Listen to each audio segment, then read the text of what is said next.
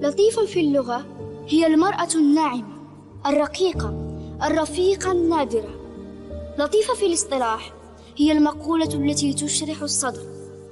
لطيفة في الحياة هي أمي وقلبي الذي في صدري، وأجمل وأنعم وأرق وأرفق إنسانة في حياتي.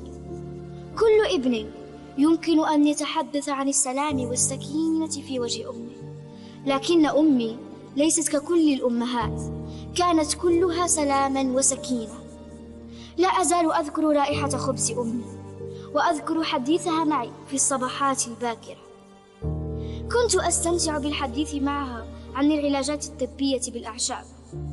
كانت تعد فطوري كل يوم قبل ذهابي للمدرسة، وفي الطريق كنت أقسمه نصفين، للنصف ولمهرة كنت أحبها النصف الآخر.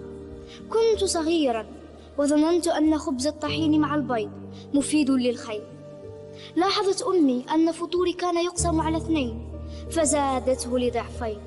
هكذا هي الأم، لا تشبع حتى ترانا نأكل، ولا ترتاح إلا بعد أن ننام، ولا تفرح إلا إذا زالت عنا الأحزان.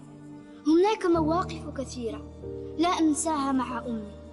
ما زلت أذكر وأنا جالس في حضنها تحدثني عن أول رحلة لي إلى لندن. كنت أنظر إليها بدهشة وهي تخبرني بأننا سننام في مبنى شاهق، لأن الجو في تلك البلاد يناسب النوم في الداخل، وليس كما نفعل في دبي عندما ننام على السطح في فصل الصيف. من مثلك يا أمي؟ من يشبهك يا أمي؟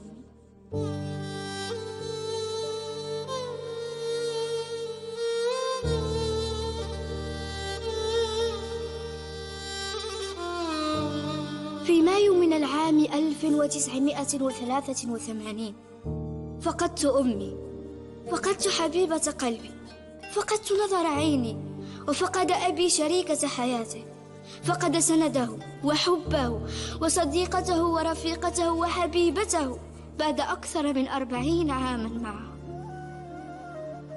فجاءت هذه الصدمة لتصف به، وهو القوي الراسخ الوقور، الجبل الذي لم يكن يتزعزع أمامنا.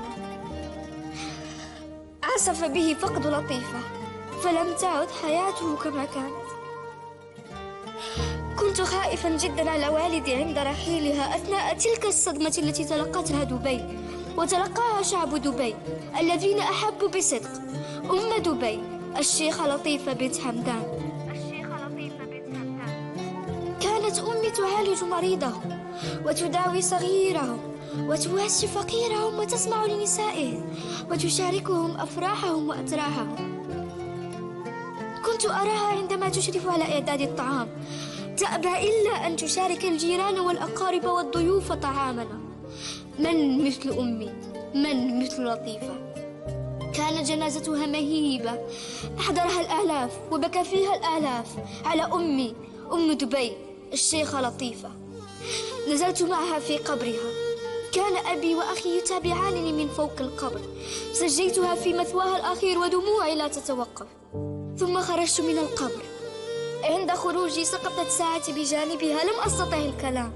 نظرت إليها ونظرت إلى ساعتي بجوارها، وألم فظيع يعتصر قلبي، وصوت ما يهمس في داخلي.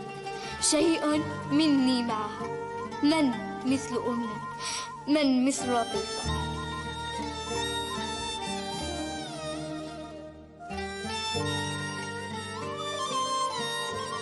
تغير بيتنا بعد رحيل أمي، تغيرت حياتنا بعد رحيل الشيخة لطيفة بنت حمدان.